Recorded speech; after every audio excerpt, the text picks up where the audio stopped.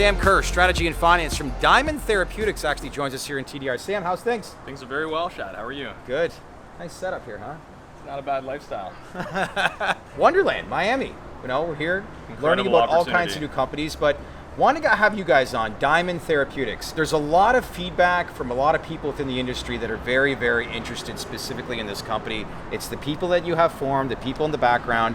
But before we get into all those details, let's find out what your role is with the company, and most importantly too, the message and research that you're doing at Diamond Therapeutics. My role is to help guide the company's strategy and help from a finance perspective and investor relations perspective. It's been great being down here in Miami. We've met with a lot of great individuals. A lot of our existing investors are here. So it's been a wonderful opportunity to really connect with the community and meet some new friends and get our message out. So if you're sitting in front of a group of investors, what do you say to them as far as who you are, why they should be interested with you in the industry? And I bring this up because I know there has been a lot of positive feedback based on the research that you are actually producing. I appreciate that. Yeah, I think our message is simple, that we are taking a very scientifically rigorous approach to clinical drug development in terms of psychedelic molecules, and our aim is accessibility. We're focused on very low doses currently of psilocybin. We dosed our first patients in the clinic actually on Friday, which we announced this morning. But what differentiates us is the fact that we're trying to adopt an approach which is accessible to as many people as possible. So how do you do that? Well, it's complicated. Clinical drug development, especially in terms of mental and behavioral health conditions, is a challenging feat. And we've been working with some exceptional folks in terms of our clinical and scientific advisors. And we've worked with individuals who've done this successfully in the past. So our approach has been to go slowly and invest a lot of time up front. As I mentioned, we just started a phase 1 trial. So we're really looking at understanding the pharmacokinetics and dynamics of what a subperceptual dosing range looks like, so that we can better inform our phase 2 and subsequent phase 3 approaches. Who are some of the people that you've, I guess, obtained within the company? Because I know off camera we were talking about some of the people that you have. That's probably the big selling point with the company, which is very, very important for people to understand the team that's associated and why this company that's private right now looks to go public relatively soon. So touch on some of the people that are associated with the actual organization. You know what, it's a great question, and it's hard to even capture in a short interview. The truth is between our chief technology officer, our chief medical officer, the chair of our clinic advisory board, the chair of our board in general, we're working with the best of the best in the field from my perspective. And in truth, we have expertise across all the domains that I think are required to successfully get to commercialization. Yeah, you're in Wonderland. What's the feedback and takeaway so far, and who are you meeting with? Well, we've been meeting with a lot of investment banks. We are in the midst of raising capital at the moment. We are one of the few companies that is at this stage in terms of being in the clinic who's still private. So that presents a bit of an interesting opportunity. So we've had a lot of interest from various investment groups. So we've met with a lot of banks. We've met with some other family offices, and overall the feedback has been very positive. I think that the message of trying to be as impactful as possible and having accessibility to as many patients as possible, I think really resonates with people. You talk about accessibility.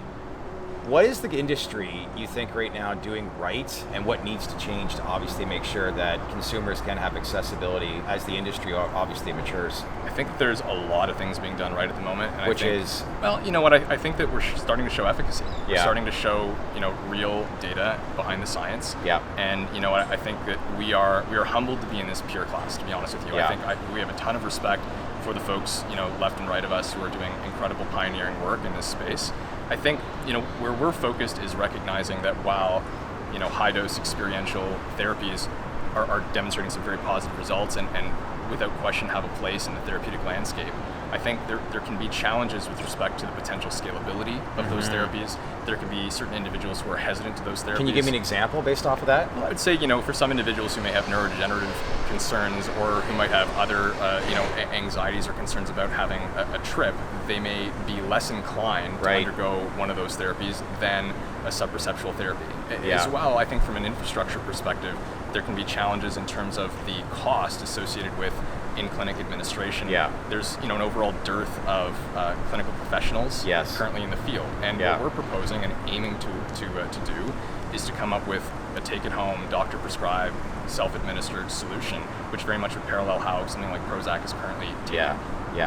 That's the idea, is to replace Prozac, right? The goal is, and I think that if you look at the current frontline treatments for a number of these mental health and behavioral health concerns, the truth is there's significant deleterious side effects from a lot of them. The efficacy is very low, as has been demonstrated over several decades now. Yeah. So the reality is this issue is an epidemic. Mental health is a serious crisis, and this is the thing, that we're all here together. We're trying to impact things in a positive way. But I think we need to recognize that a better solution is needed, and one that can be accessible, that can be reimbursed, that can be affordable for as many people as possible. So IP, I know we touched on it a little bit off camera, the quality of IP that you have.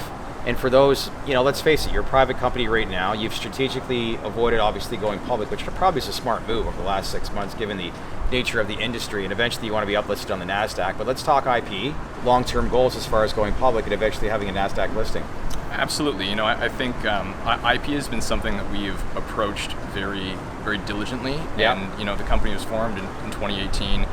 We've been thinking about IP since our very beginnings. Okay. And we've attempted to go about it in a way that leans upon as many experts as we can find. And so we haven't talked that much about our IP positioning, and I'll sort of skirt the question a little bit here today as well. But it'll certainly inform our value going forward. And I think that to your point, we saw a lot of turbulence in the market over the summer.